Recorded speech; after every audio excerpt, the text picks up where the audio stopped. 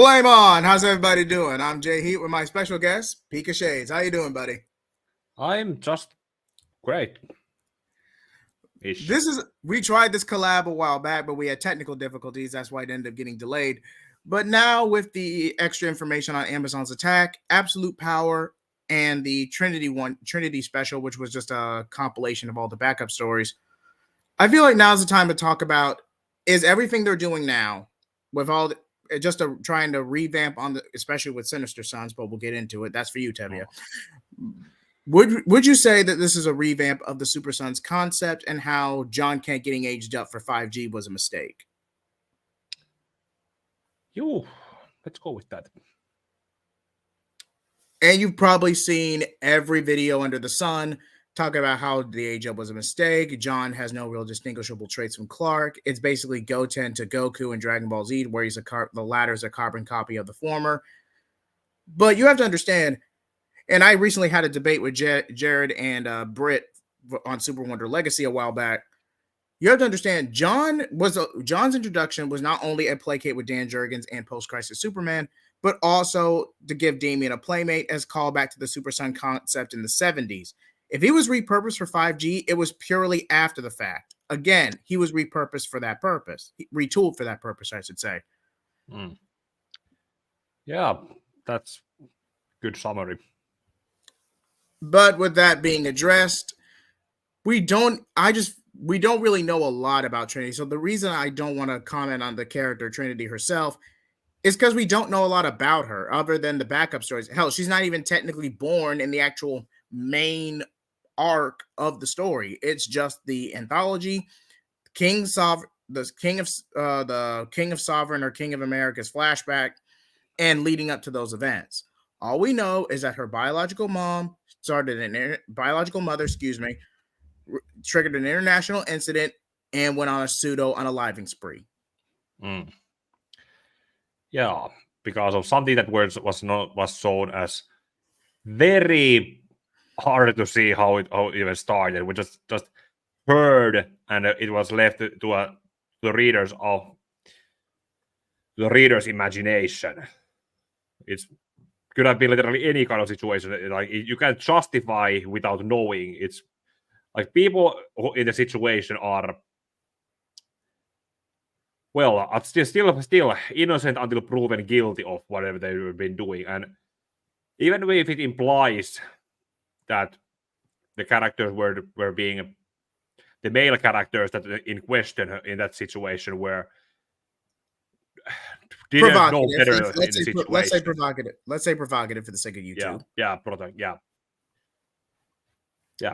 Also, my problem because I'm not speaking English as my native language. Take your time. Yeah. Oh, I could tag in if that was all you were going to say. Yeah, you can tag in also. And okay. The whole situation started with the rogue Amazon who was just hit, who was not shown, just obscure perspectives of the location and speech bubbles that described or gave an implication of the situation, and that led to the Amazon just killing everyone in the establishment. Okay, sorry, unaliving everyone in the establishment.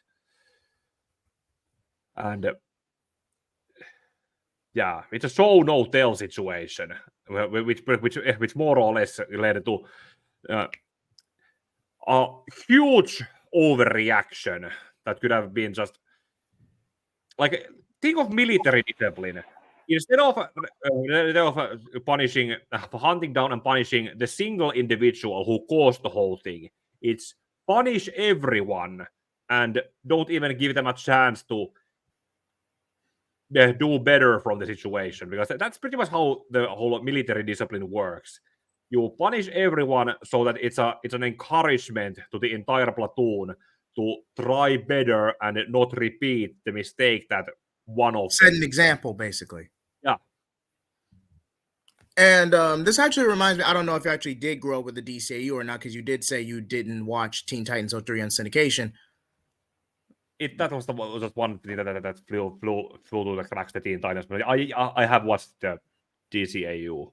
Okay, but this whole premise actually reminds me of a mix between the original Amazon's Attack, with the Amazons being politically scrutinized, Yep. and the Fury Injustice Gang two-parter from Justice League. I don't remember if it was from JLU, but I'm pretty sure it was from Justice League. Yeah, it was in the Justice League one, the one with the 7 core members. Yes, and that was a rogue Amazon who was for lack of a better term, raging man-hater, and essentially pulled a Captain America and Falcon and Winter Soldier, where she unleashed a biovirus that targeted men exclusively. Kind of like in that created equal Elseworlds. I wouldn't be surprised there was some influence from that. Yeah, and Tom King probably took the... We talked about this in the original attempt that the Fury character in that Justice League episode was based on the actual Earth 2 Wonder Woman's daughter. Yes, that she had before Crisis happened, and the character's background was retooled or resounded so that it wouldn't have been the Earth 2 Wonder Woman because she wouldn't have existed back then, but eventually did. And she also then ended up becoming the mother of Daniel Hall, the Sandman that came after Morpheus. Yep. And even with all of that and deep cuts all around, it leads to this very misguided interpretation because of the Amazons and how they were scrutinized against the Pantheon, and depending on the version of the myth, Hercules especially.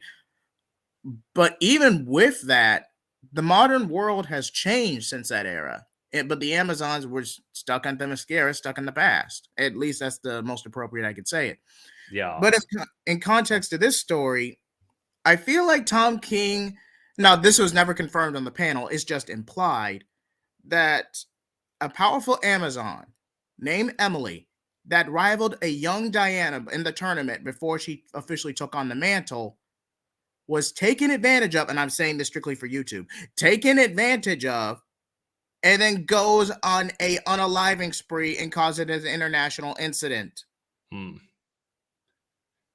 Shouldn't we focus more on Emily's perspective, at least a bit? I know you're trying to drag this out, but seriously, the last time we've actually seen Emily do anything is the flashback and her initial rampage, which was a catalyst to both this run and Amazon's Attack. I get you're trying to prioritize this overarching mystery with Sovereign and how it ties to the king and how it ties to absolute power with Amanda Waller and her benefactors. I get what you're trying to do, but you still have your own run to focus on. Continuity is one thing, but I just don't feel like don't feel the self-contained route would have been ideal for the story Tom King was trying to tell. Yeah, it feels like a double-edged sword situation. Like, it's supposed to be set in the continuity, with it leading to absolute power, but because the whole conflict and the story is so self-contained, without barely anyone from the other hero teams reacting to it. Like, okay, Batman is busy with Failsafe and Zurenar are combining into the same entity and not having his money resources, Batcave, Bat Family, and so on anymore. But Superman is pretty much, his social status has more or less been upgraded with Luthor helping him and having the Luthor LexCorp turn into Superman Corp. Superman has more assets and more or less as help and influence and support power. That alone should be like, Superman acknowledges Wonder Woman's situation and now I'm busy with this stuff. Which what was it actually? It's been hard to also read the Superman and story. Like, what's the last issue where it happening? Like him thrown to some Wild West setting. Oh, he got time displaced in a filler issue with Marilyn Moon Knight in the Old West. I believe that was issue 5 or 6 of that run. Okay, so whatever happened in issue 6 after that, in going concurrently with King's run. So far, Superman has not even acknowledged Wonder Woman's situation. Now, editorial can be a tricky thing because you still have to appease everyone involved to get the book published on time. That I will honestly be sympathize and empathize with. But God forbid this is another Heroes in Crisis situation where Tom King just made the best out of a bad situation. But even in that context, that story it wasn't good, man. It wasn't your best work. I'm just going to be honest. And now you're using Sanctuary as a plot point again with Green Arrow to set up absolute power. And I get it. It's an intel reconnaissance plot mission. I get it. But people have forgotten the story. This story slandered an iconic hero who started from sidekick to hero, who was arguably the Flash of a generation and a half. And you completely slandered this man for editorial mandate. He wasn't even going to play a role in 5G. You just wanted to prop up Barry because Barry had a slightly stronger IP thanks to the Arrowverse and the CW shows. That was it. And the only reason you got that far was because you turned Barry into Wally. Am I wrong? Yeah, you're not wrong, because I was just about to say that too, that most of the newest portrayals of Barry Allen have just been Wally clones. No one wants to talk about it, but it's the truth. It's the truth. Yeah. It's hard to also even think about the whole thing. Well, like, before Crisis on Infinite Earths, yeah, Barry Allen was the main Flash, and Wally became the Flash after it. But wasn't Barry Allen a completely different character before Crisis compared to the character that Wally was after it? Yes, like, Barry was serious. Barry was emotionally stable. Yes, he did have some baggage after the death of his mom and his father's incarceration. But those didn't happen until 2009. You got me there, Pika. Not gonna lie, you got me there. Even it's something that I looked up. It's not a line of dialogue that I want to read out loud. But there's here in the moment where he's running around this thing, he is calling out to his parents. Like funny how when your mind wanders when you're close to death, you can smell it coming. Mom and Dad, you can't hear me, but I love you so much. Iris, apart from so long. I remember that he's calling out to his parents and Iris, who were alive at this point. Okay, granted, Iris had been killed in the masquerade where she was dressed as Batgirl, and Professor Zoom killed her there. But she was then sent to the future where she was somewhat revived. Barry lived with her in the future up until Crisis happened. So he was calling out to his living loved ones. That is true. And even if you want to go further back, pre-Crisis Barry, now granted there is some personality differences between between Barry and Jay Garrick, but some would argue in the Silver Age, Barry was a retread of Jay Garrick, at least to an extent. Sure, their personalities were different, but their origins were different, but they had similar personalities. Somewhat, however it can be. How much more, by the way, when it comes to the civilian profession that Barry has, how much of that has actually still been? How much have the current those writers even have been focusing on the civilian life and in balance to the superhero life? It's hardly ever focused on, because usually when you read a comic or an adaptation, you focus more on the action. So the secret identity doesn't really. Well, yeah, you can. Yeah, you can. You can do that. But for if you don't balance out the civilian identity with the superhero identity, you need to have one of few, because eventually you get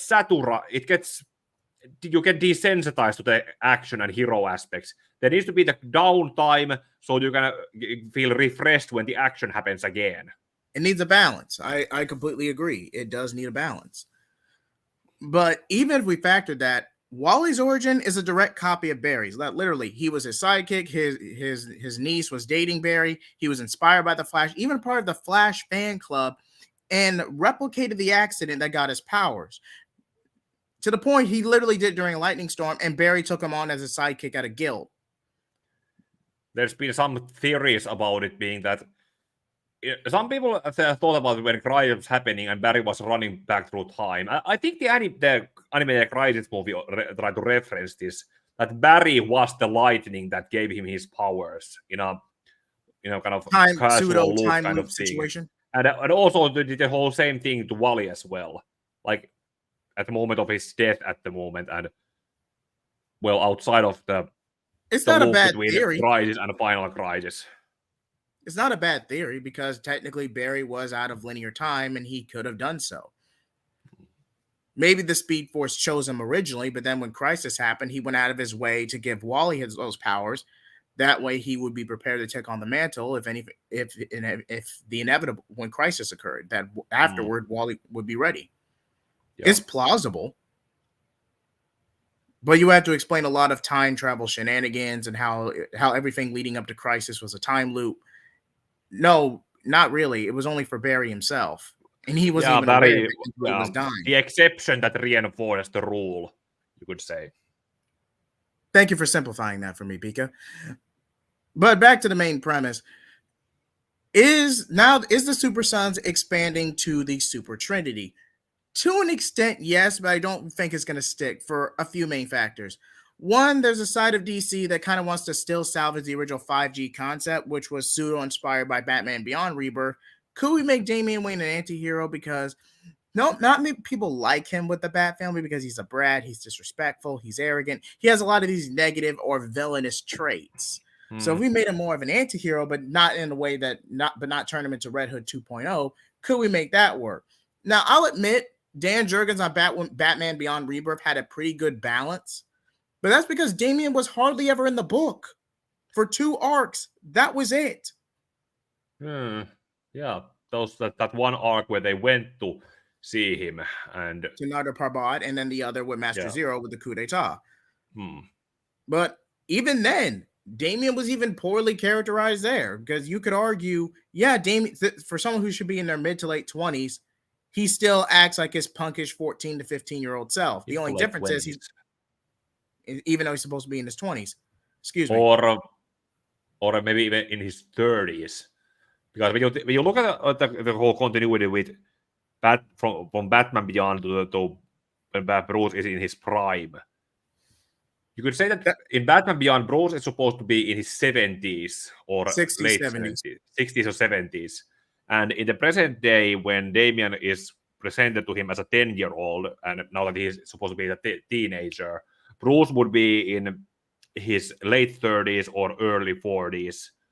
So, Damian should be probably closer to my age, or if not older. Yeah, every bit close to 30, late 20s, if not early 30s. And again, it was kind of an experimental thing. Could Damian as an anti-hero work? Yeah, once he's actually aged up a little bit and with the right story.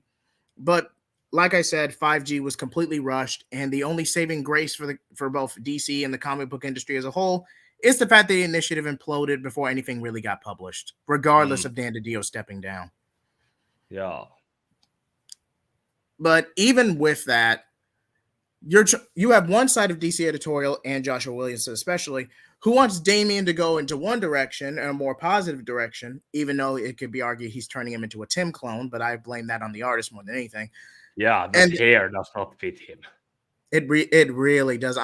I get the whole hair gel aesthetic because just about every Robin used hair gel, at least to some degree, but it just doesn't work with Damian. It really doesn't. It doesn't even look like he's trying to have different hairstyles when as a civilian and when as Robin. No, it's literally. Again, I blame the artist on that. I think going into working on the run, he genuinely thought he was drawing Tim, until he realized no, this is supposed to be Damian, the kid who has a completely different personality. Well, I already did the concept art. I might as well follow through. Yeah, it's pretty much the same thing that was happening at the end of Rick Grayson era, because the Robin present there was obviously probably supposed to be Damian, but that was happening at the same time as the Adam Glass runs, and that day Robin had to be changed to Tim. And I get it, because you can't write Damian in an archetypal way, because he's either going to be a bratty punk or a smartass. That's why it's more akin to like Zuko from Atla or Vegeta from Dragon Ball Z, more anime or Eastern-centric tropes. You can't write Damian in an American archetypal way. You just can't. Or if you do try to do so, you have to find a balance with those Eastern elements or anime elements in play. You have to have a really balanced creator who can toe the line between teen angst, and someone who's completely desensitized and has it with a chip on their shoulder. With Cassandra Cain, it was a little easier because she was actively rejecting what David Cain and the League put her through. So she was pro Batman or pro Justice from the start. So with Cassandra, it was a little easier to do. But like from her first kill, she recognized that what she was doing was not wrong, and just outright rejected it. But Damian, he was born into this lifestyle. He had the fire. He had the unaliving instinct. I'm saying it this way strictly for YouTube. Yeah. And a little bit of entitlement, but given the nobility and how the League of Shadows is run, that was to be expected. Yeah. Even with all of that, he still made, even if it was strictly for selfish reasons, I mean, which would be the appeal and approval of his father, he still made an effort. Even after Bruce's time displacement and presumed death, he made an effort. Yes, he was a bit of a smartass to Grayson in the beginning, but hey, this is a kid who not only had to be thrusted into a new world and setting with no precedent of what to expect, but presumably lost his father roughly not even a year apart from when he was dropped off. Now has to deal with the golden boy who will be constantly be compared to going forward. Basically, the unwanted child versus the wanted child. Not everyone's going to handle a situation like that gracefully. Tim being turned into the not needed middle child. And this is where I fight the fandom on this because, and you make a great point, Pika. With Tim, he was not snubbed by Damian for the Robin role. It was an opportunity by Richard to give Tim the chance to leave and move on with his life if that's what he wanted to do, have some independence and grow to his own. Much like Nightwing, much like Grayson himself did, and again, bots, much like Grayson did in the transition between Robin and Nightwing when he left the team for 2 years in publication, between 1982 and 1984. So even if we factored that, that's how Grayson had a lot more emotional maturity in that situation compared to where Tim was at the time. Tim had to deal with the loss of his biological father, the Peter Parker aspects of actually having to hide his secret identity in his legendary and iconic Peter David run, and Bruce's time displacement and the insecurity of Damian's presence being the blood child all at the same time. Tim was not in the mood to be objective. Tim was petty, he was angsty, and he was spiteful. And Damian was twisting the knife every chance he got. Yeah, it was basically a healing situation that he was in, and the wound was not allowed to be healed. It was not only was it being twisted, the knife was being twisted in it, but also all kind of different salts in there. Not to mention the whole thing with Stephanie coming back from the dead and in War Games. Yep, we got to talk about that. Yeah, after War Games and games being brought back to life, it was basically Chuck Dixon wrote those issues where Stephanie came back, and then someone else took over in the Batman RIP tie-in arcs, and that just turned into a situation where Tim could no longer trust Stephanie anymore. Which, even in that context, is a petty lover spat at best. And I feel, now this is just my personal opinion here, you could have had that with, and granted, Megan Fitzmartin, there's an audience, there's a specific style for everyone. This one may not be it for you. I am not slandering you in any way, even though Dark Crisis Young Justice, that's a call out. That is deserved. I cannot defend that. But even with that being said, even if you were pressured to pretty much set up this with Batman Urban Legends, all you had to do was either be in the script or the comic itself. Damian and Tim have a conversation. Stephanie and Tim, excuse me. Yes, we'll talk about. Yes, well, I just need to wrap up the statement. But have Tim and Stephanie have a conversation like, hey, I know what you're trying to do. Damian's God knows where have across the world. He needs support right now, and here you are prancing around, living your glory days. Well, considering I was in that brat shadow for almost a decade, I deserve my props. And then this leads to a back and forth. Stephanie throws an ultimatum. Tim, in a fit of anger, says something he shouldn't have, and then it leads to an ultimatum and their subsequent breakup. That was just off the top of my head. Something that only takes like 2 pages, not even a full page worth of panels. Yeah, now in hindsight, the people who were writing at the time, they were pressured into knowing to do what they had to do, and they didn't know what the following issues that they were going to run were probably going to be. We still have the benefit of hindsight in thinking about better scenarios. That is true. I just feel like if you actually, even with trying to meet a deadline, you probably could have, time management, page structuring, just a few tweaks I would have made. But that's just my little mini rant. Back to Wonder Woman. Am I going to say the Tom King run is bad? No, it's just the pacing. That is my biggest problem with this run right now. Yeah. I feel like we should take this time to focus on other characters and set up absolute power. I get it. The main conflict itself is supposed to be Wonder Woman versus the Sovereign, but then we're supposed to go into absolute power in a couple of months. So you kind of need to speed the book along, since absolute power is going to be our blockbuster or event of the summer. So you kind of need to speed it along. And this is a monthly title. So then you're already going to have issue 7 off because that's filler. They openly admitted this when they published it. So issue 7 is going to be a filler issue. So you have issue 8, issue 9, and maybe issue 10 if absolute power doesn't get delayed, to pretty much either wrap up Wonder Woman's capture and confrontation with Sovereign, or debut Elizabeth Prince officially outside of the flashbacks and flash forwards. Yeah. Kind of looking at how the last issue ended with the fight they had, and the internal dialogue that the monologue that Sovereign is speaking here. It's more or less done that this. Oh my God. I have to see stupid ads. Take your time, buddy. Yeah. It's kind of hard to tell from all of these speed boxes that are just narrating everything. Like, I remember there's some old review, like maybe it was from your boy Zach when he was started in the beginning of Scott Snyder's Justice League run. Like, okay, do the writers think that they are being paid by the word or the sentence?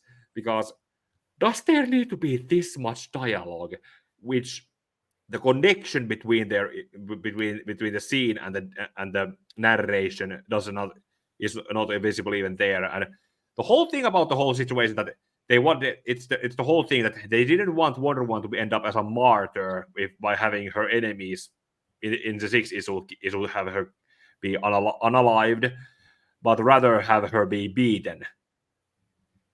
True. And where she didn't actually, and looking at the final page, she didn't actually doesn't get beaten. She just ends up getting worn out. I mean, she is fighting an Apocalyptian Amazon hybrid and Gale the God Killer. So that fight's going to be a stalemate. But even with that, I just feel like this is a show not tell situation. A show don't tell situation. And it just feels like a bunch of word salad on the page.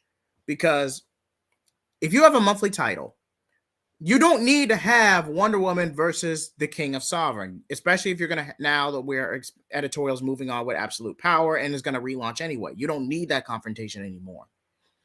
What you mainly need to focus on is wrapping up Amazon's attack, Emily, and the birth of Elizabeth / Trinity. That's what you need to prioritize right now. You don't have the time for Wonder Woman versus Sovereign. If you do, if you really want to make that work, if you really want to salvage that payoff, you have to either put it in a spin-off book or include it in Absolute Power itself. Yeah. You just don't have the time for it anymore. Nee. But this is actually something that have other criticism when it comes to the whole 6 issues of one story stretched out, and then there was that one extra with the whole cancer patient being taken to Themyscira to, well, sure be what that was. Look at the 90s and early 2000s, and maybe even the 80s. There were some of those stories were written like it was one issue is one story, second issue another story, and so on and so on and so on and so on. And then there's the underlying build up behind the scenes for compared it to a TV show, like the season finale where something happens.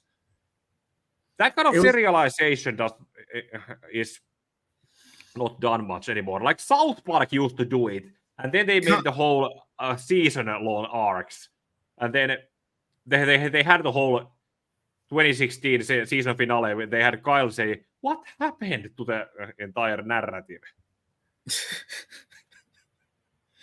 You're not lying, Pika. You're not lying. But I feel like now we could argue about the stream boom until we're blue in the face. But I feel like the old TV structure to where you have mostly episodic adventures or basically a build up and then save your events as like a season finale equivalent. That structure worked for a long time. Even with all the edginess and angst of the 90s, that structure worked for almost 30 years.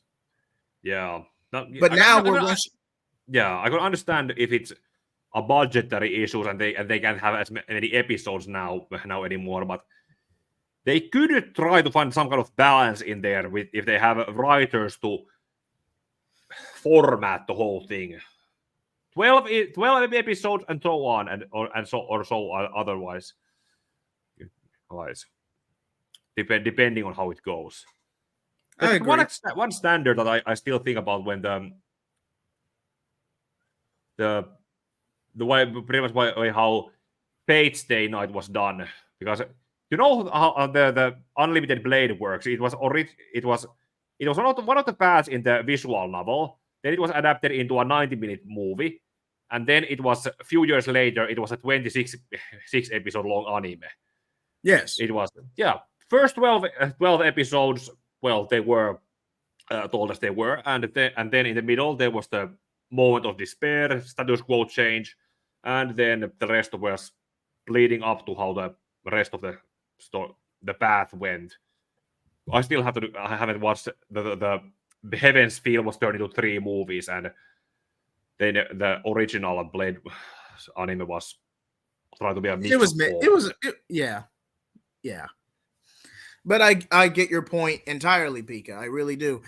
It's not the fact that structure can't work. It's just the fact that it's not as convenient or there's not the precedence compared to streaming, where you could quote unquote binge worthy and stream the whole thing in a weekend. One, that might work to a degree out of convenience when you're trying to get a platform off the ground or a streaming service. But long term, and I know this is an unpopular opinion, streaming does not work long term because you're relying more on subscriber counts than ratings. Yeah. Streaming is just a bailout for the executives in relation to these shows. It's a short-term bailout, but with long-term revenue and diminishing returns, you're either going to stagnate or completely fall off depending on how successful your streaming service is. There's also would look at another factor in the rewatch value also. That is true. Because you just watch something once and then you don't bother watch it again. A good show is something that you want to watch again, or have in the back, or just have in the background to watch while you're also doing something else to keep yourself productive. Bad shows are just something that you first have in the background while you work on something else, or just watch once and then don't bother watching it anymore. And sometimes they're only subscribed for one particular project, and then they either ride out the trial or just cancel. But continuing on this analogy, what we're trying to say is you don't have a lot of time. Now, if this was a weekly or a bi-weekly title, you might have been able to get away with it. But Tom King, with a monthly title as is, I'm not saying you can't pull off the Wonder Woman versus Sovereign confrontation, but there are other plot points we could be focusing on rather than just rushing straight to the fight or big confrontation. Because the only real plot point you have is how the Sovereign got the lasso of deception or the lasso of lies, which was like this third black lasso. I mean, that's the... And even then, you kind of debuted that already in an earlier issue. So, what do you think, Pika? Looking at those issues where they pretty much introduced the whole lasso of lies. Was it in the... Because I don't think it was actually shown where it was gotten. It was also something that was just told and shown that we have now, and no idea where it came from. But wasn't it used in issue 2 on that military soldier who? Yeah, it was, because looking at the first issue, it's in the final page. You see the sovereign sitting on his throne and having the lasso in his hands, ready to use it. And then in the second issue, it's stupid pop-ups.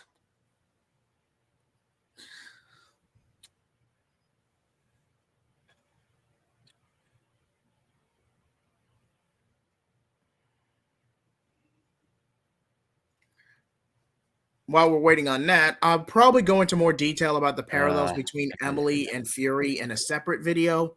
But what you need to know right now is the fact that this is supposed to be... Now, granted, I'm not with Warner Brothers Discovery. I'm not at DC, so I don't know the behind the scenes. Not in the second issue. It's not shown in there. Oh, okay, but I'm not aware of the behind the scenes stuff, so I don't know. I'm going based on what's on the page and from my sources. That's all I can affirm. But even with that, third issue. It's in the third issue where the soldier. Okay, it was in issue 3. Okay, yeah, and that's where the Sergeant Delgado or whatever, this guy was invited or sent either or to Sovereign's mansion, and then made up those lies and other stuff. And this whole situation, also looking at the Sergeant Steel and Wonderwoman, the whole thing is like, there is a lot of talking about a lot of speaking, but is it really talking and communicating? There's really not, because not to mention that one does actually show and not tell. That one relies solely on the visual media and the nuance. So I will give them that. So that does show Tom King can apply show more than tell. But he's got a bunch of word salad in his thought bubbles during the monologue, because he's trying to do the flashback POV and the present story at the same time. Not everybody can do that. Because it would be interesting to see if you could take the whole story that he's writing or run and then try to edit it into linear order and try to see if it makes sense. That's probably what's going to happen in the trade. They'll just restructure it and mix up the issues a bit. That way you get a cohesive through line of what's going on, rather than trying to pull a hush and rely solely on the mystery, because there is no mystery here. You know it just about almost immediately. You just don't know. It's one of those. Yeah, it's basically one of those not mystery thrillers, but thrillers where the audience knows, but the main character doesn't. And we're just waiting for, okay, learn about what this thing already. Come on. The answer is right there. Figure it out already. But would I say the run is bad? No. And Pika's analogy of an obvious thriller works perfectly as it applies to the story. So let me say that first and foremost. Even with that, at the end of the day, Tom King does not have as much time as he has before since Absolute Power was announced. Because this was supposed to be a year, this was originally supposed to be a year-long initiative. Dawn of DC, prop up characters other than Batman, or Batman adjacent characters, and help restructure the brand from the ground up, despite the implosion from 5G, Future State, and Infinite Frontier. Because I would argue Dawn of DC was just Infinite Frontier calling a do-over. So let me get to the main premise of what I'm trying to say. After Night Terrors, God, I almost forgot about that dragged out story. After Night Terrors flopped, let me say this: 40 tie-ins. 40 bloody tie-ins, and the only ones that are relevant are the Bat Family ones. If you wanted to give the writers a break, fine, but just delay the book. You didn't need to cram a freaking tie-in. That's just a personal experience or nightmare. No, all that proves is that they're just having a bad dream while all this is happening. Yeah, Well, at least it wasn't the dream is writing it. The dream is more or less also on the readers who have to have nightmares about how much they are wasting their money or time in looking for in trying to stay up to date. I just feel like in a situation like that, you were better off just delaying the book until the event was those books until the event was over. Yeah, or look at Jeremy Adams' Hulk Green Lantern run. That also started. It was like in the third or second issue where nightmares just up and started and interrupted. And it completely fell off, never recovered. It's a good story. Don't get me wrong. The run is decent, but sales-wise, after Night Terrors, yeah, but if you have a story as a line like this, okay, you have the first few meters or few miles or meters of it, and then there's a hole with the event, and then when it's supposed to pick up, you're okay, how do we get from here to here? Or if we use the, like in Hollow Man, there's the point A to point B to point C to point D. The story starts from point A, then it skips point B and goes to CD, A, C, D, like that. No point B at all. Okay, so non-linear. Okay, I see where you're going with this. Or just linear, but there's a part of the story missing because it was a part of another story. Okay. I did this kind of thing a few years about a decade ago while I had that fan fiction series. I had like two stories that were happening at the same time, and there was at one point where the story is connected, and I said, okay, here is where this story is happening. You can go back to read it or just go forward with that, because it was like big story, small story in the middle, and doesn't matter that word. I'm not saying you can't. I'm not saying you can't have that style. You just have to have a very balanced approach of going about it, especially if you want to keep reader investment. It has to be very balanced and directly stated, hey, this is going to be a multi-part story. And if you want the specific context of, say, XYZ, look at this part here, followed by the link below, or an editor's note. If you have an editor's note in a good balance, clearly identifying what's going on, people wouldn't mind checking that part. But if you just expect someone to blindly follow the brand or the IP, they're not going to know what's going on. They're not going to know your vision just off the character alone. The only way they would know that is if they fall from the previous run to this one. And even then, that's not coherent. Yeah, not to mention the whole aborted arc stuff, like set up something, writer changes, and that whole aspect is dropped. Or dealt in a one panel talking about how it's not a big deal anymore. And I'm not saying you have to reference every single thing. Some stories and some runs are left forgotten. Beechin and Adam Glass especially. The less said about what happened to Cassandra Cain, the better. Yeah. But I will give him this. He got a chance to redeem himself.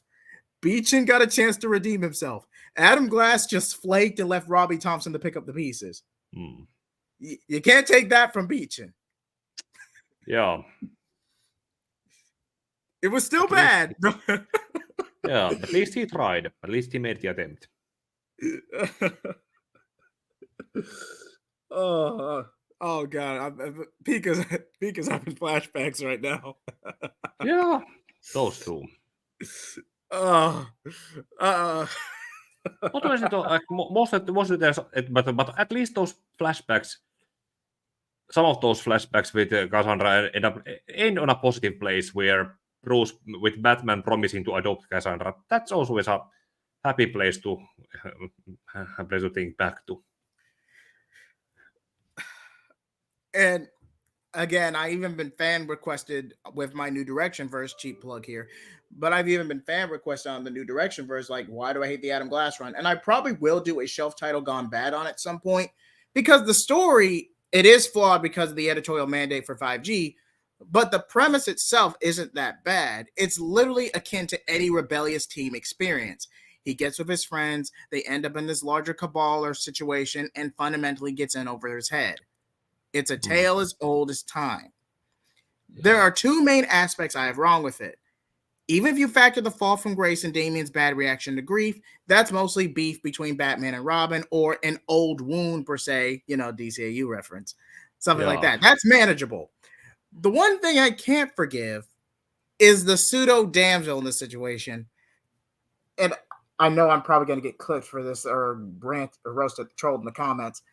4,000 years old!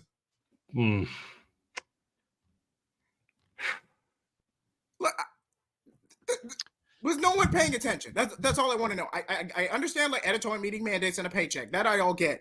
But in context, if you actually read this aloud, I don't care about synergy. I don't care about the DCAMU. I'm talking about Robin and Jen in the context of this story. Is she a plot device? Yes. Is she a plot point connecting to Elias? Absolutely.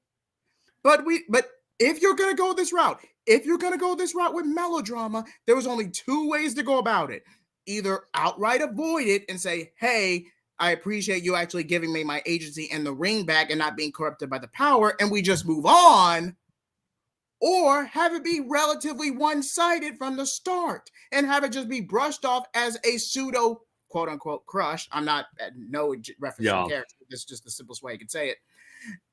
And then I appreciate it, but I am basically a Narnia situation where a knight, where I believe the Knights of Persia, ends up falling for one of the queens or sisters, and she says, I'm over 100 years older than you. Something like that. Probably not many Disney fans. In some cases, that kind of storytelling has worked, but at least those things have had the thousands of years old character being paired up with someone who is a legal adult in a consenting age. At least in those situations, you can say that, okay, at least they're consenting adults. But in this situation, we had children or actual child and someone who appeared to be a child. And yes, Jen was used by her brother as a weapon of mass destruction throughout the majority of human history. But it doesn't change the fact that she was retroactively conscious, still aware to have some semblance of objective maturity or of observation around her, and is chronically over 4,000 years old. This isn't no Gaunt and knight in shining armor situation. This is practically at this point.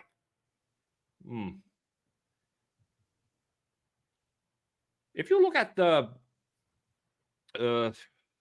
I'm actually kind of 4,000, and if you divide it by the,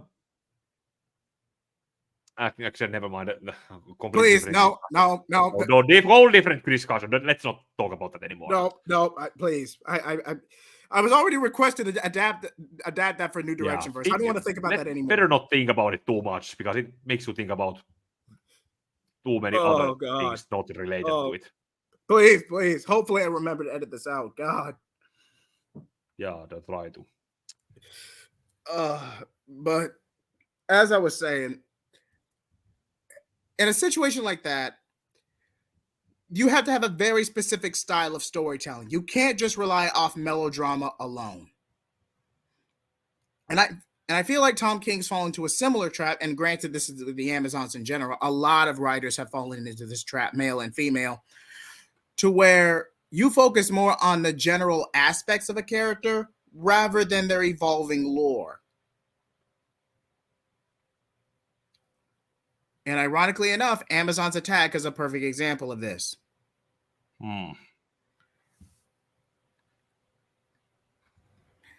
And what's another example? Oh, Graduation Day. Okay, I'm just sorry, that was a low blow. At least I admitted it. Trust me.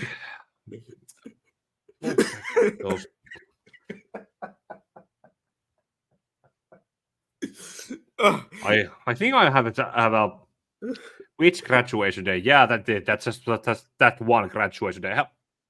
Blue Beetle also had a graduation day. Yeah, I was talking about Young Justice and Titans, but Oh yeah. That was oh, a God. basically on another setup that was done to set to get something up, and more or less, it's the thing that I call out in my criticisms. Story moves characters instead of the characters moving the story, and then also had a character sacrificed, and without acknowledging that they're sacrificed, like Omen was dead up after graduation day, up until Rebirth brought her back. Okay. I really want this run to be good because Wonder Woman does not have many good stories. She has iconic stories, Greg Rucka and George Perez especially, but she doesn't have many good, consistently good stories or runs. She mainly has those two. Yeah. I could have actually brought attention to it, but when I did the 2009 Wonder Woman review, but I realized too late that it was based on the run. Yeah. Wait, which adaptation? The 2009 movie.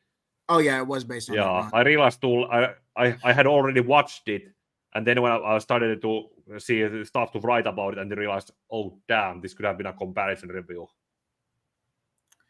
And Wonder Woman 09, the source material is dated, but it's a pretty decent movie for what it is.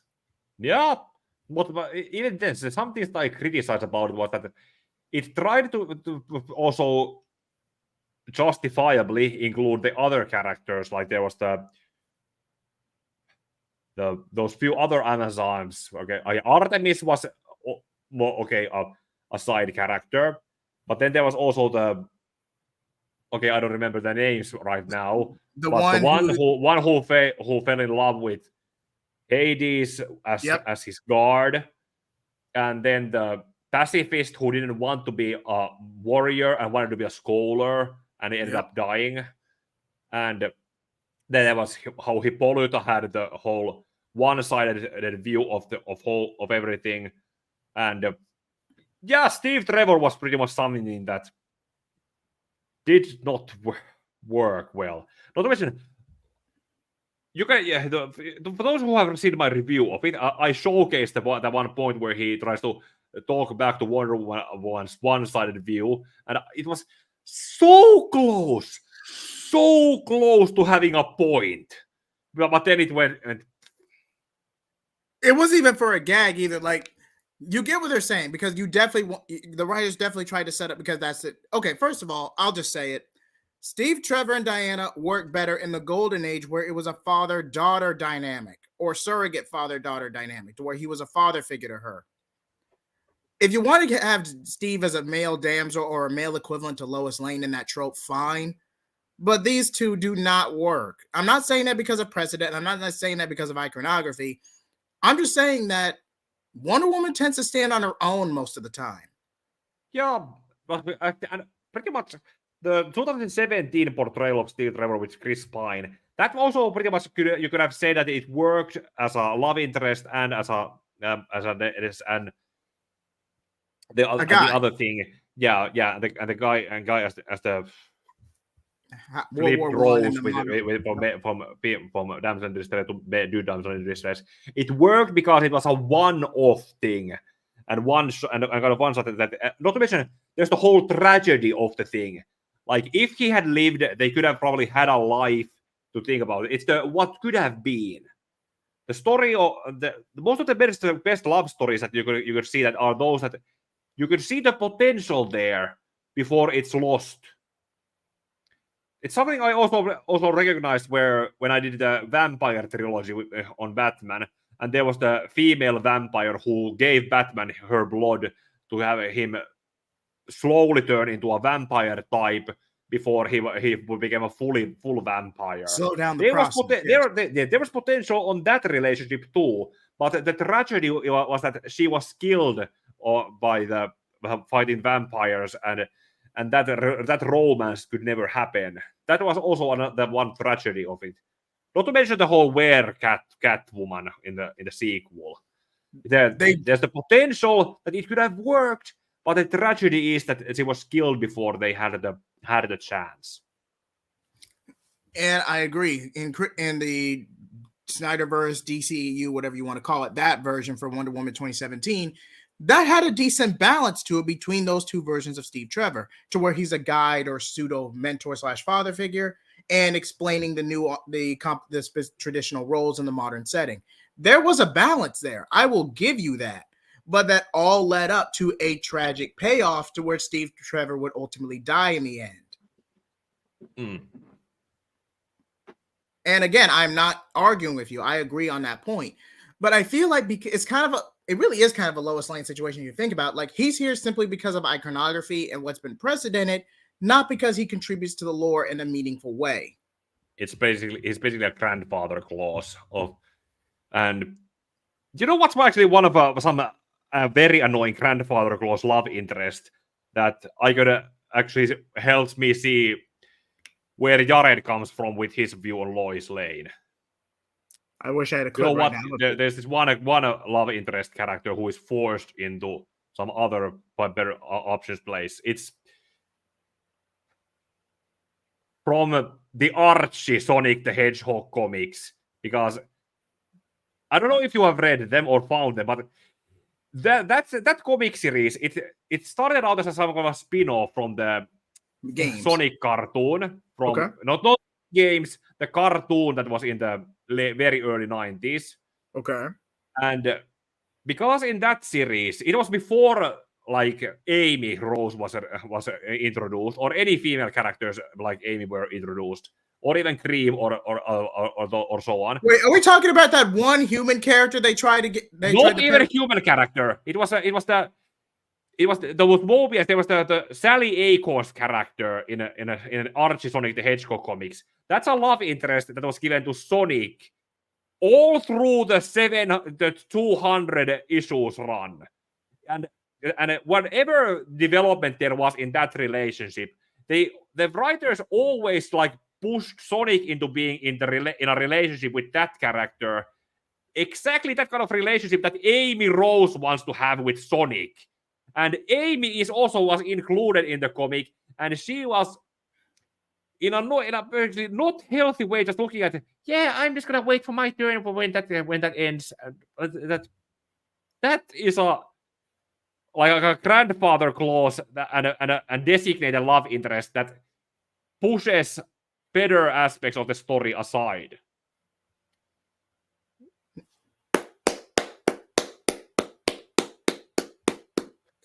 Bravo, because you almost got me. Because I thought you were going one or two places. Either that early 90s version of having a human character, the one no one wants to talk about, or Sonic 06. I thought this was going to be a really disturbing conversation, not going to lie. Yeah, no, there's not. That's not. It's just do a like okay. You can Google the character Sally Acorn from the Archie Sonic comics, and that character. It's basically another Sonic character, or Moby, and like they are with them.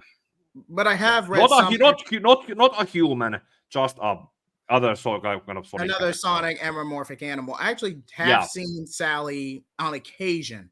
She has no animation or media debut. I don't think she's had one. It was just in that one of those two cartoons that were happening in the early 90s. The Sonic Adventures. Sonic Adventures, and before when the first three games, Sonic 1, 2, 3, and Knuckles and so on, those games were coming out. Basically before Amy Rose became before Amy debuted, there was Sally. Yeah. Before Amy debuted, there was Sally, and because Sally was there before Amy, they kept Sally for the most of the 200 issues run.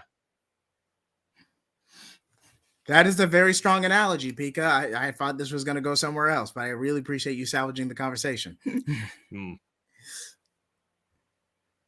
But as I was saying, even with all that aside, can a good Wonder Woman story work? Yes, but you have to have a writer who has a balance between the actual iconography of Wonder Woman, but still vulnerable and human enough to tell a compelling story. Balance is the key to any story, not just Wonder Woman. But it's hard to find that given the current precedent we are in the industry, for better or for worse. Something I think it was somewhat good balance in telling a Wonder Woman story was in Rebirth. There was the whole thing. I know Jared doesn't like the whole thing, but the whole balance but the whole balance that there was that every other issue was present day, past, present day, past, present day, past, and so on. And that actually helped set up the conflict in the present day by showing it in the past, and then it went and that way, because that also could help with, depending on which version of Wonder Woman you're using, the one who is physically the same age as her mentality is, like how the DCAU did it, or there could be how DCEU did it with her being 5,000 years old. You could have a Wonder Woman story that's exactly something that the movie we don't like to talk about could have done, was have it partly set in a different time era and partly set in the present day. That could also help with, because Wonder Woman is as old as she is, and as an ageless character, that could also help build a story in a creative way that has not been done since Greg Rucka's run. Are we talking about 84 or Bloodlines? 84. Yeah, I get what they were going for. Don't get me wrong. The price of making a wish is and the sacrifice. But if and let's take the Snyder Cut into context, because in a lot of people's mind, that is the definitive version. So even if we factor that, Diane, even if she doesn't know the actual specific properties of the MacGuffin, she should know, at least on a subtextual level, defying death and bringing Steve Trevor back, regardless of whether or not he ended up in someone else's body instead of physically manifesting, but that's another conversation. Still, that would have some consequence based on the monkey paw properties of the MacGuffin, whether it be her powers or something else. I get what they were going for, the emotional through line, what could have been being reunited with Steve. I get it. But someone who is actually 5,000 years old and in a consenting relationship would not think this way. They would have the maturity, like, okay, I'm tempted here, but if I do this or I let this go on too long, I could risk making the situation worse. I had my closure. I relinquish my wish. Yeah. That plot point could have been wrapped up in 45 minutes. Yeah. When before the movie came out, or when it had come out, and I had not seen it because the whole HBO situation around it was not released. I saw it a few months before. I did a video about how I would have told the story, except that I would have taken it actually something of a. It would have actually, unfortunately, also included Sandman and the dream of the endless kind of thing. That and it kind of because Morpheus is also a Greek god. Okay. And that way he could have like imagine this, like he could have reunited Diana with Steve in the dreaming. They could have had a life there together, but it would have been something like that. She had to choose to exist there, and if she leaves, she can't come back. And the conflict would have then been that have Cheetah like be a, or Cheetah or some other villain. You could have, or even more villains exist as something that like a horror villain that Wonder Woman knows about. Diana knows as Wonder Woman because it could have been some Amazonian connection that turned Barbara into Cheetah instead of the Dreamstone MacGuffin thing. So she would have to choose to either stay in the dreaming with the life given to back to her with Steve, or leave the dreaming and exist in the real world forever separated. And also they could have used that with Morpheus. They could have also done the whole thing that while in the dreaming with Steve, they have a daughter, and the daughter would eventually then meet whatever Hawkman's son, and then that would lead to Daniel Hall's Sandman. That was something I did. That is an awesome premise. That is an awesome premise. It fixes a lot of plot holes. And this was never confirmed to me, so I never really talked about it, even when the movie came out. But I feel not only was this movie delayed, but they had a lot of President Trump, former President Trump allegations in this movie. Yeah, it's allegory. Excuse me. The whole thing about it being delayed. I remember they talking that being something about opening joke. First, it was supposed to come out in 2019, but then the Star Wars Rise of Skywalker happened. Then it was supposed to come out in 2020. Yeah, in summer of 2020. But then you know what happened, and so it was delayed again to the then. And then when it was coming out, it didn't even come out simultaneously everywhere. It came out on either on theaters or on Max. Finland didn't have Max at the time, or even we still don't have Max. We just have HBO Max and a very limited given of course source of content. Of course. It took until Easter of 2021, after Snyder Cut had already come out, for me to watch that movie. Oof.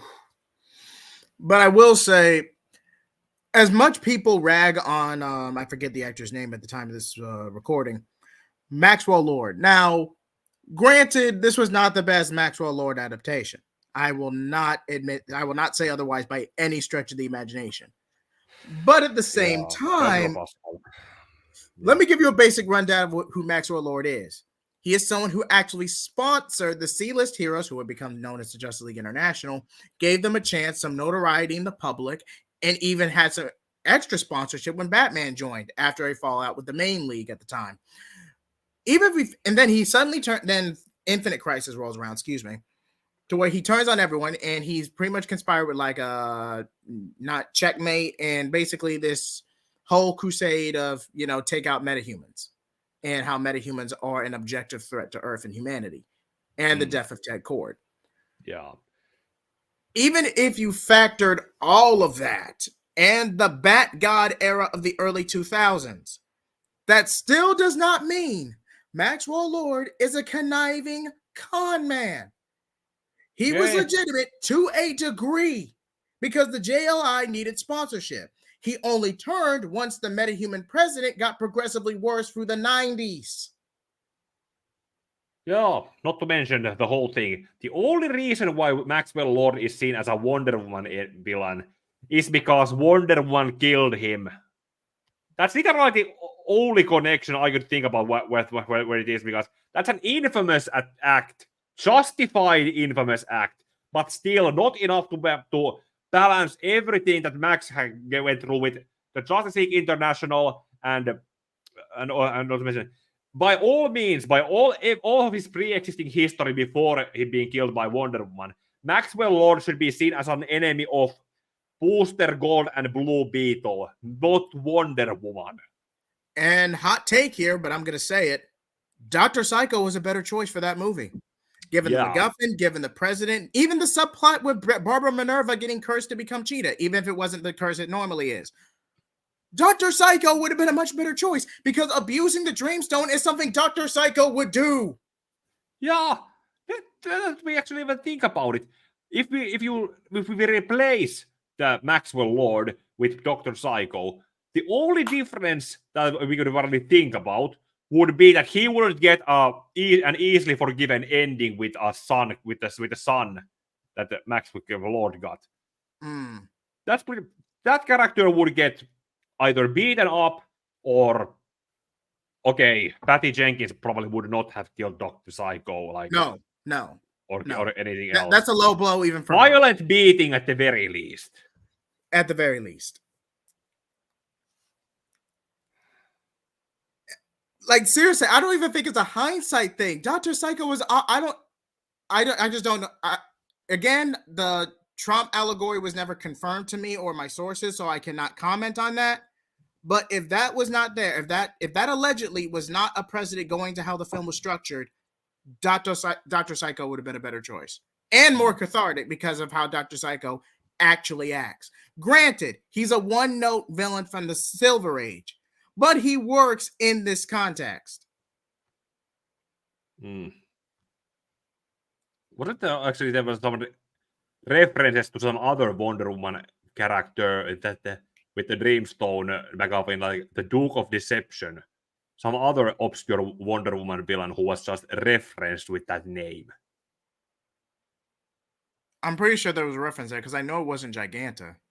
Yeah, some Duke of Deception. But as we've been saying, Dr. Psycho would have been a better choice. That's basically the main gist of what we're discussing here. Yeah, but, Duke of Deception is an existing Wonder Woman character. It has existed since 1942. Last appeared in the run before Tom King's. So this is a recent villain. Yeah, okay. From a few years ago. It's a character who has appeared recently, but someone who was created in, at the same time as Wonder Woman was. William Mountain Marston himself created him. Okay. Although looking at this art, I could see that, kind of mystical. And okay, hold on. I'm gonna share the screen for a while. Go ahead. The Wikipedia page. So the Wikipedia. Okay. And I had read an article, and this was from years ago, mind you. I don't know if it's true or not, but it says that when Steve Trevor was summoned through Diana's wish. I need your permission to share it. Oh yes, go ahead. Okay, yeah. Here's the Duke of Deception whose magical MacGuffin was used. Okay, yeah, and you can see that like look at the Silver Age, looks kind of silly. But going to the Bronze Age, and there that you could have that actually would have probably been what Pedro Pascal could have actually portrayed. Like if you look at is the image frozen? No, go ahead. You should be able to scroll down. No, it doesn't move. Oh, I don't think so. Hold on, let me try this. Try refreshing the page.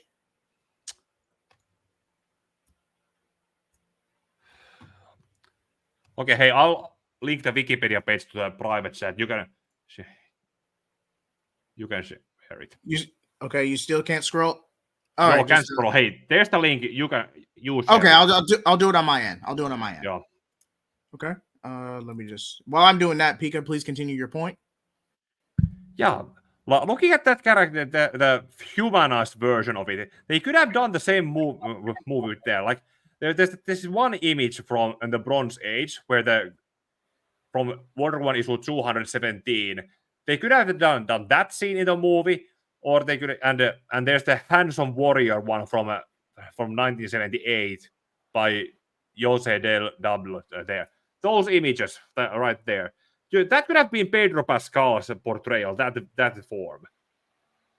He could have pulled it off, and as you said in the previous run, he did make a recent cameo in a previous run. The page up the profile page above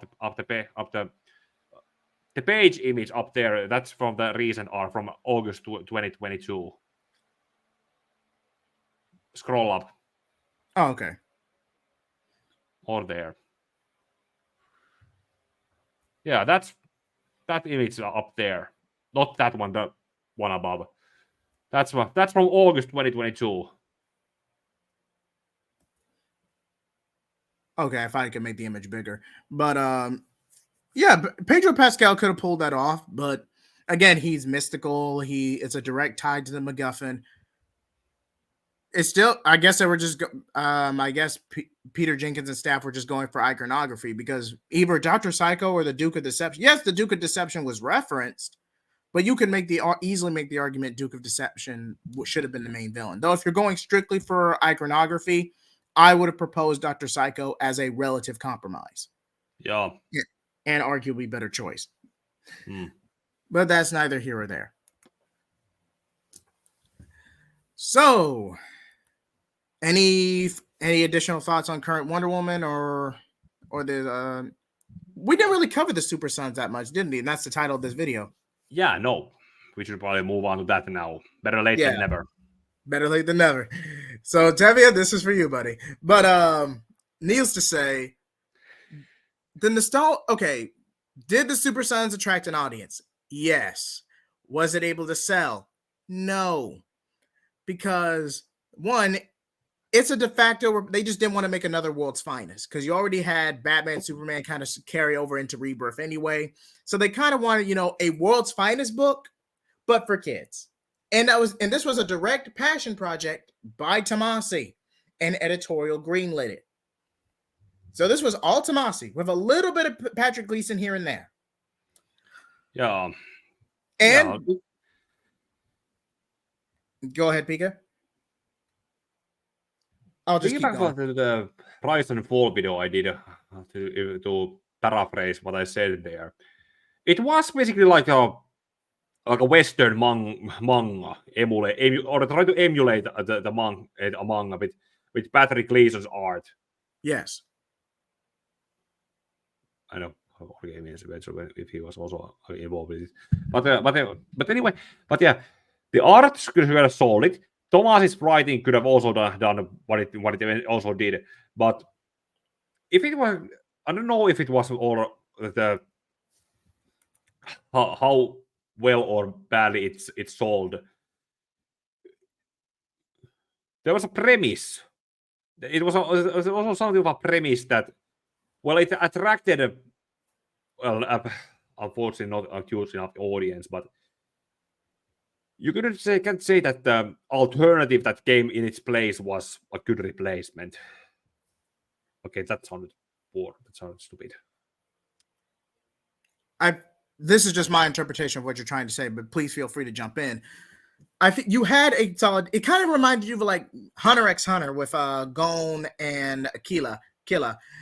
Apologies if I butchered that, but they had a very similar manga-esque dynamic, going on adventures, palling around, getting into mischief, and saving the day. Though there is an appeal there, but it wasn't enough to commercial. Even after 2 separate relaunches, which were for nostalgia purposes after the Age Up, it still didn't do high numbers. It didn't do gangbusters. Even if you average out the original volume, Adventures, and Challenge, if you average all 3 runs, it probably averages out to somewhere between 60 to right at 70,000 at best. I'm not going to say it flopped like, say, Lois and Clark, for example, but it was a mediocre book, but people latched onto it. People appealed to, hey, this is a young Superman, a young Superboy trying to grow into his own without the pressure of the superhero lifestyle right away. Kind of like what we could have gotten with Connor. And I'm not going to say John replaced Connor by any means, but John had his own uniqueness to him. And they completely rushed his arc. I don't know if 5G was already in the picture at that point, or did they just realize, like, hey, this character's kind of stagnant. We kind of need to spice him up a bit. And it just went horribly wrong. Yeah, they could have also just, instead of just changing the character, they could have also tried to place the character into another setting. They did try that between moving from it's not Kansas, not Smallville. It was the Hamilton County, as I recall. Hamilton County, thank you. From Hamilton County to Metropolis, but Clark was going to go back there anyway because he already works at Metropolis to begin with, readjusting to being the main Superman. And even then, that was like a 20, if not 10-minute flight over anyway, at least when he uses his powers. Yeah. So, yeah, it had the theme of change, but but outside of John throwing a tantrum, it was a mild inconvenience. Yeah. Not to mention, they could have also just tried to do the whole thing that try to add John to the Titans or whatever other form of Titans there could have been. Like, most characters, even when they're that don't sell on their own, sell better as an ensemble with characters that do well work together. And that way, John could have been helped to stay afloat with other characters to interact with. That's actually could have the whole thing that Tom Taylor has also tried to retcon the whole thing about John and Nightwing, about that kind of brotherly relationship. It would have been more appropriate to see how that could actually happen naturally instead of pretending like it was always there, even when it wasn't. And even if, and a lot of that was due to synergy because he was writing both books, but even if you factored that, all that proves is that John got scared and lost testing his powers, and Nightwing comforted him. I don't think that alone qualifies as a genuine. You know what? I'm just going to say it. He was trying to copy Grant Morrison's dynamic with Nightwing and Robin, and trying to create a new de facto world's finest with John. John. But even that was done after the fact. And not to mention, you could say, okay, that was a start where it could have happened. It could have started, and then right from that, it could have worked instead of just mentioning that this happened in the past and it led to this.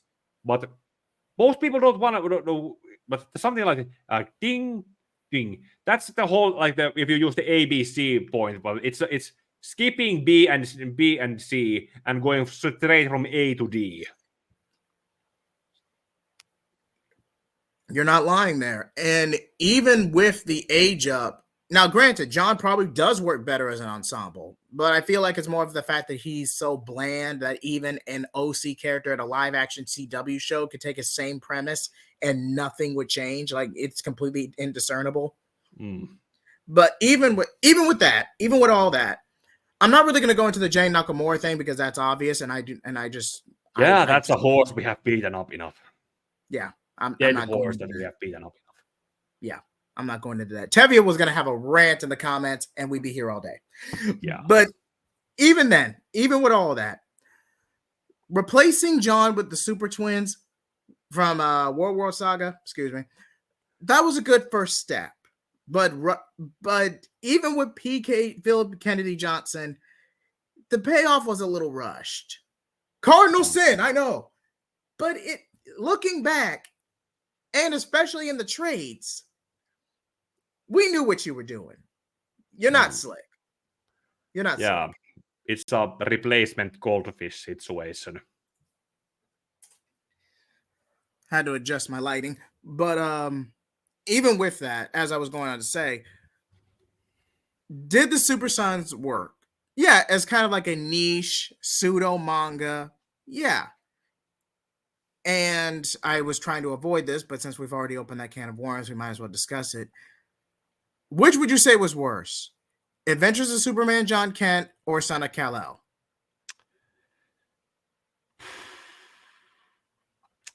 I'm putting PK. Well, I could say that at least for all it was Adventures of John Kent or The Adventure of John Kent. At least you could say that you could breeze through it. The whole Son of Kal-El was stretched way too long. That was a story that could have been like first 3 issues and then make it be better. Okay, for those, basically what Pika's trying to say here, and I hopefully I'm not misspeaking or misrepresenting you in any way. You have the main premise of John worried about his dad and what he saw with the Legion, the future that Clark never comes back. Then you cut to Clark leaving for World War Saga and John's identity syndrome. No, imposter syndrome. Thank you. Trying to step up in Clark's accident, even though Connor would have been the better choice. And then you cut straight to Jay Nakamura's story and his revenge against Bendix for the remaining 12 issues. John has no agency other than the I said I wasn't going to go into that. But you get what I'm saying. John has no agency in his own book. Yeah, no. He's a supporting character in someone else's story. And yeah, the namesake of the title does not have to be the most prominent sometimes. You can have a more dualistic or expansive story and cast. You can have that. But at the same time, Jay's story completely overharks or overshadows John's. It probably could have been forgivable if it just lasted a few issues instead of all the issues it did today. 18 instead of 18. The whole 18 issues arc. If it was like a 3-issue arc that could have been forgivable. Yes. Or maybe not forgivable, but tolerated. Yeah, tolerated. Let's go with tolerated. And then, like, if you have another few issues arc, there it would have been better. Because we go from, like I said, John's worried about the future because we're right off where the Adam Glass ended. Then we cut to War Saga, where Clark leaving for War Saga, and then we just practically focus on Jay and Bendix for the rest of it. We do get some filler issues here and there to the point where John actually starts working with former Suicide Squad members and arguably criminals. Sure. And Jay openly admits to working with them. He wants revenge that badly. He doesn't want to usurp the government. He's not trying to, at least not fully, abolish the post-human or anti-metahuman project. He just wants revenge on Bendix for taking over the country, his personal experimentation, and his mother being a political prisoner. He just wants revenge. And even when Batman is telling him this, even with that, for plain to see, you can't trust. Sorry, my throat is acting up right now. But even, like, come on, this isn't even a first crush situation. This is an international incident waiting to happen, and you're trying to brush it off like, oh, Bendis was a tyrant. That is irrelevant. He was elected into prominent channels in for that nation. If he went on a power trip and did some shady things, fine. Expose him for it and make it accountable. But don't drag another country and arguably the heavy hitters of the superhero community into this. You're just going for blood at that point. Yeah. That's whole. Not to mention the whole. None of that has been acknowledged. Not to mention that the fact that Jon is still in a relationship with that character is like parading around a toxic relationship. You can't sugarcoat it. The whole Jon and Jay relationship is a toxic relationship. Even when you don't, even when you if you want to ignore the whole stuff with Jon being mentally underaged and traumatized. Traumatized and so on, and Ye is taking an advantage of him, gaslighting him, and pretty much they are misdirecting criticisms against him just so that the relationship can happen. I get you want some publicity, some representation. Fine, nothing wrong with that. You already have Apollo and Midnighter. Prop up those characters a bit. They had a decent role in War Saga, and it's basically the same freaking thing. Yeah, they're just not Superman related. Yeah, and not to repeat ourselves from that other thing that we said, but play Jon's bisexuality to show him as actual bisexual. Break him up away from the toxic relationship. See him try to recover with someone else, maybe it's Jenny Quantum or someone, or go back to the Saturn girl, because the girl next door that she had in Tomatis run. Tavio. But if we go with Jenny Quantum, the representation is still there because she has two dads.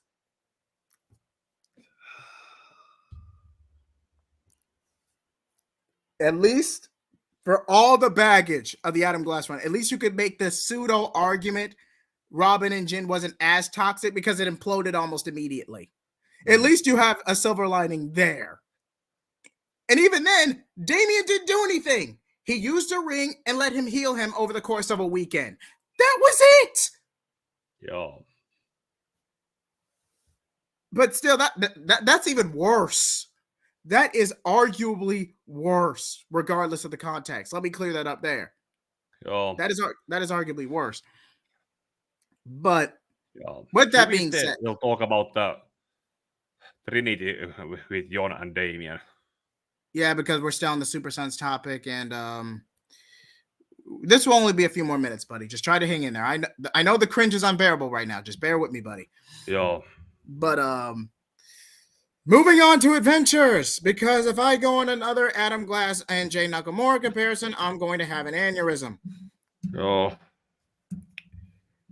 Now, Adventures was a cash grab in an attempt to salvage the run or rebrand it in some way. Let's be honest. Let's get that out the way right now. With that being said, you had a decent premise.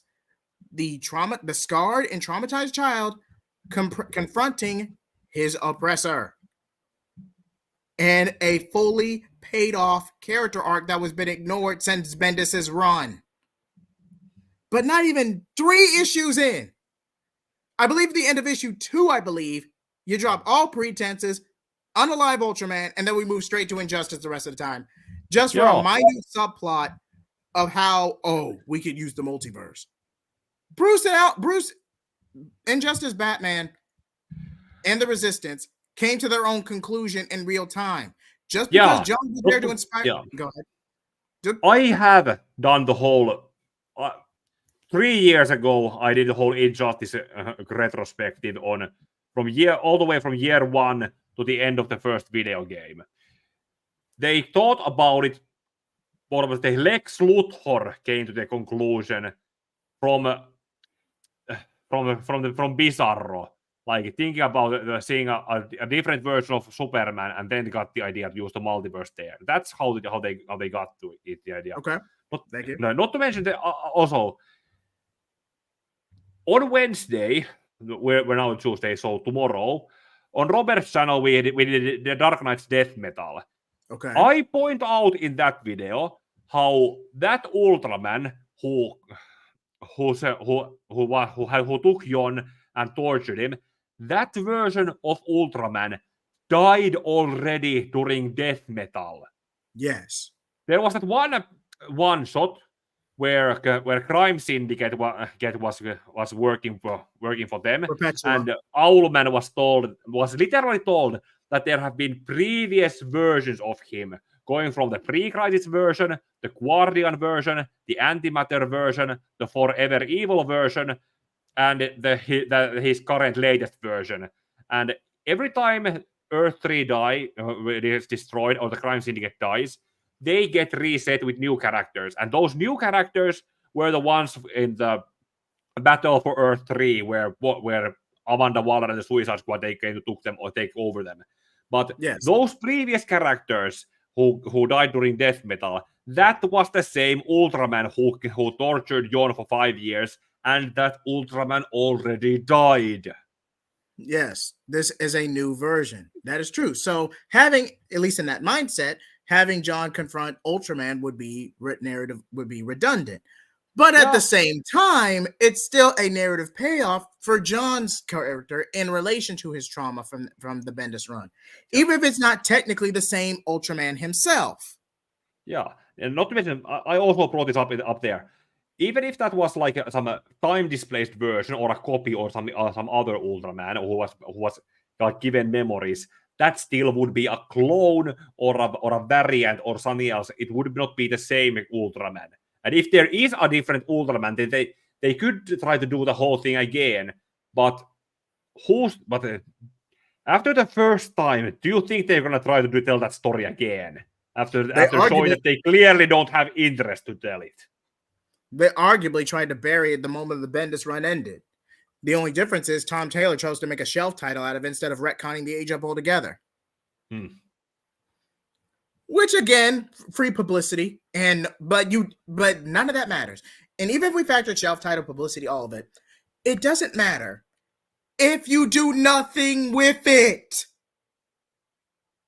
You led up to issue 5, which was published on National Coming Out Day, and the book flatlined from there. You may have gotten a reprint for issue 5, but after that, that was it. You didn't do a bloody thing. No nuance, no bland, and even then, you didn't even focus on Jon half the time. It was Jay's revenge, and how this is literally, as Pika would put it, a toxic relationship. Sorry, every time we get on this cover, I can't turn the TV on here. I really can't. Sorry, I'm starting to lose it here. I've endured too much cringe. I'm at my breaking point.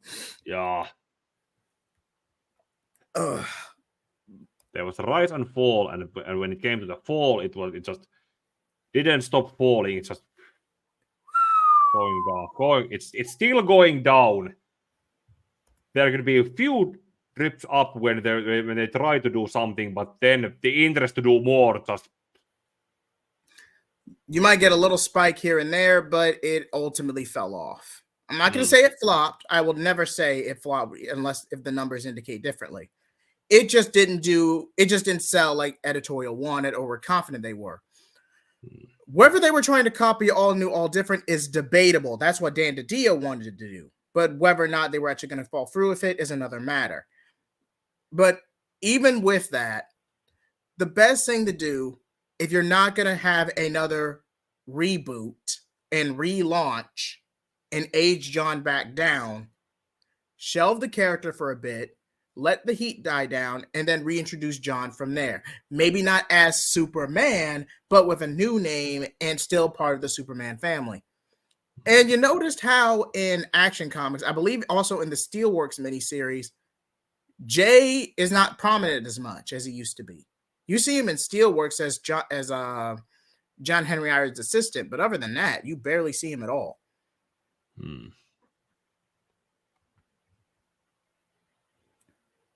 So I feel like pushing Jay Nakamura back and keeping him reduced to like cameos or one-off interactions, that's a relative first step, but even then you're just trying to snub it buried under the carpet.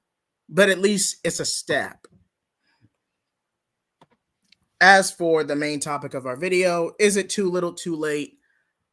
I want to say yes. There is no way this, even if you did try to rebrand it with Sinister Sons, and the only reason we're not talking about Super Sinister Sons is due to lack of time, is because the damage has already been done. And even when back in one of our original collabs with Tevia here on the Super Sons Dead as an IP, I will say this.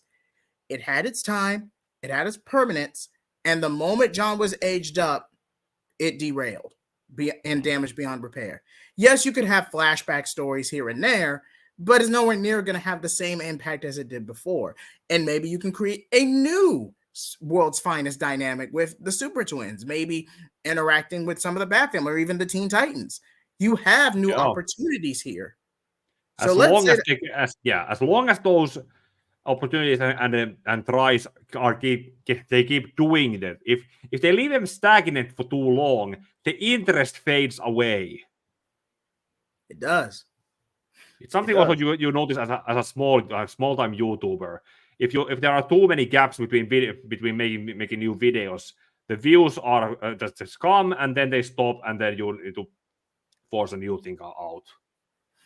And then you have to, and I know that because I did a little bit here and there, and to celebrate my 200 milestone, I might bring it back again.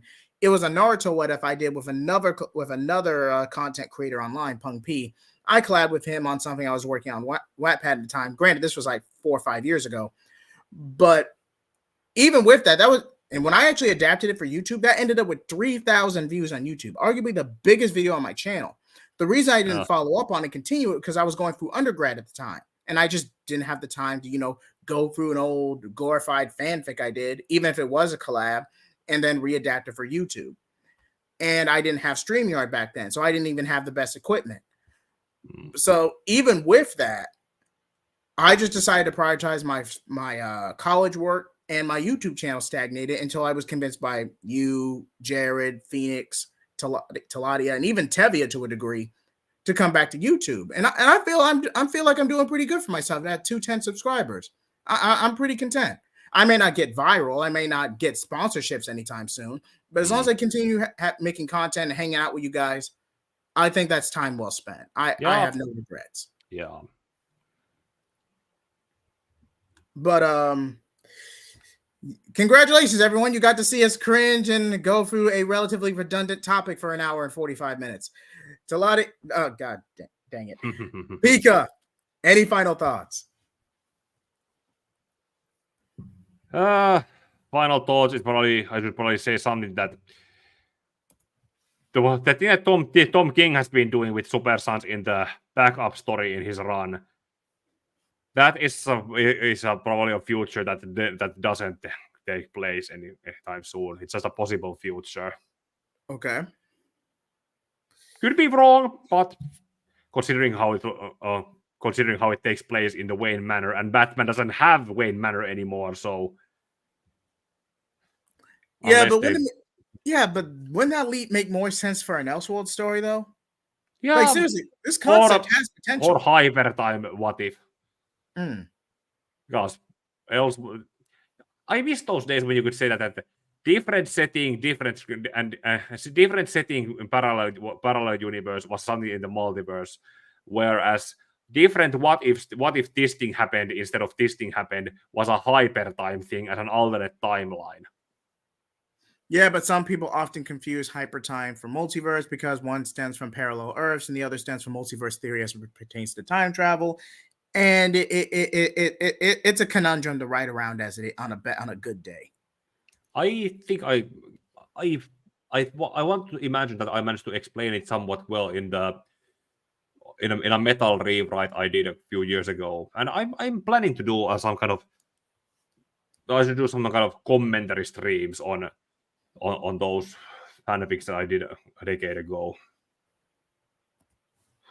Mostly to see that what my knowledge of the characters was back then and what it is right now. Also to cringe at my of former self. Okay, I would be glad to read it sometime, just out of curiosity. But as for me, cringe aside, because I did kind of lose it there, so I want to apologize. But cringe aside, I'm not saying you can't enjoy it. Enjoy what you want, all the power to you. But pulling a Tevia and screaming or typing at the keyboard and screaming at the heavens, that's not going to solve anything. Yeah, It's really not. And even after the Super Sons movie, yes, there was some momentum. Yes, there was some prevalence that this character actually got some attention. But the Super Sons, and I'll probably go into more detail in my Damian Wayne retrospective, but the Super Sons kind of drags Damian down, and even to John to a lesser degree. Yeah, it's his biggest highlight because that was the dynamic that got him to readers and fans. But for better or for worse, John has outgrown that dynamic.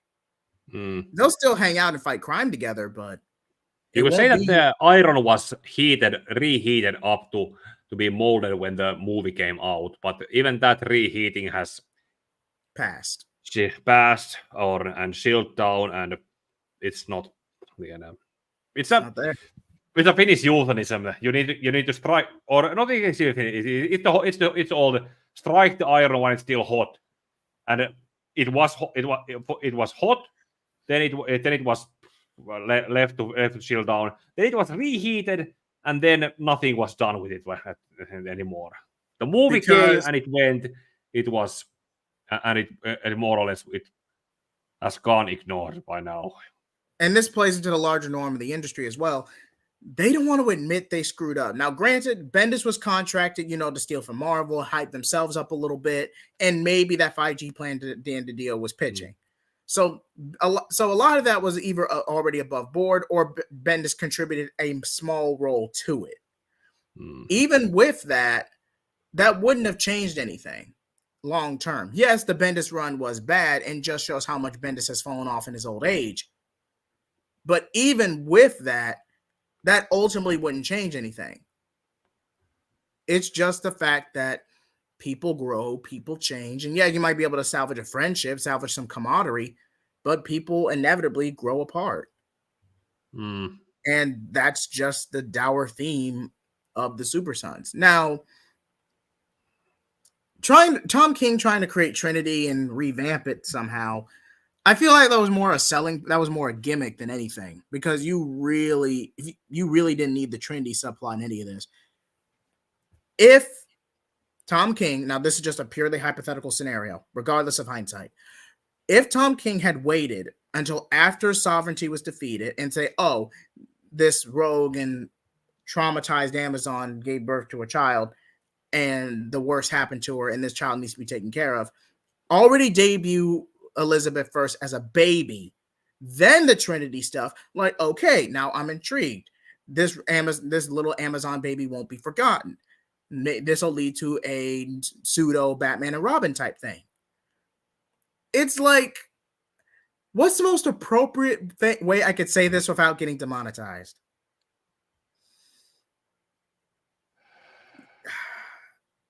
You came off a little strong. You jumped the gun. You jumped the gun. That's probably the cleanest I could say it. There are probably other ways to say it, but I would probably get taken down if I say it in those contexts. But yeah, too much, too soon. The type of story you were trying to build up there with Trinity is more of a slow burn. You even acknowledge, Tom King even acknowledged it would be a slow burn. But debuting Trinity in the backup of a milestone issue, that was jumping the gun. And it hurt the story largely for it. Because now people don't have the patience. Yeah. And when the character doesn't end up leading anywhere, it's just left as a purposeless pattern screamer that's just wasting space and not okay, I had a better metaphor for this, but it just went away. Escaping you at the moment. Yeah. But yeah, I hate to. Actually, now to think about it. Okay. Like it's basically what that old decade-old song used to be about that has become a meme these days. Okay. Something that we used to know.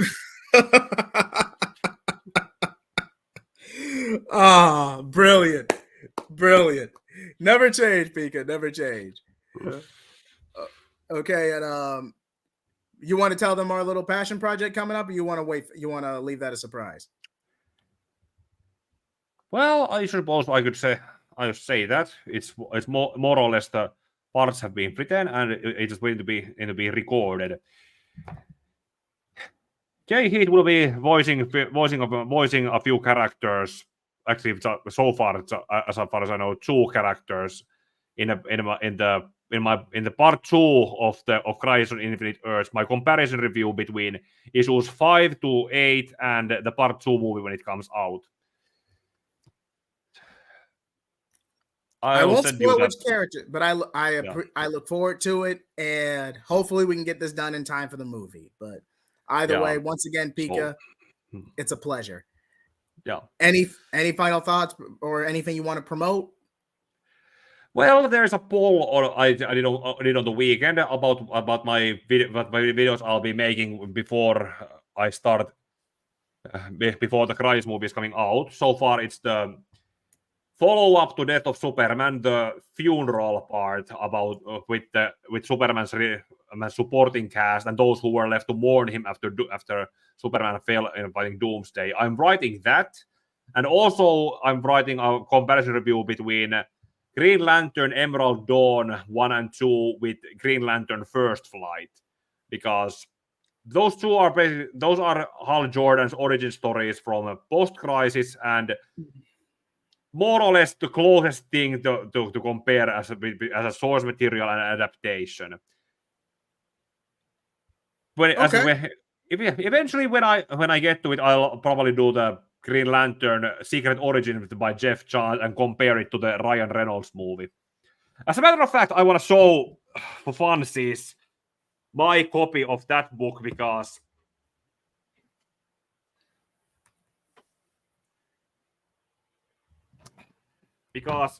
my copy of Green Lantern Secret Origin, which was said to be the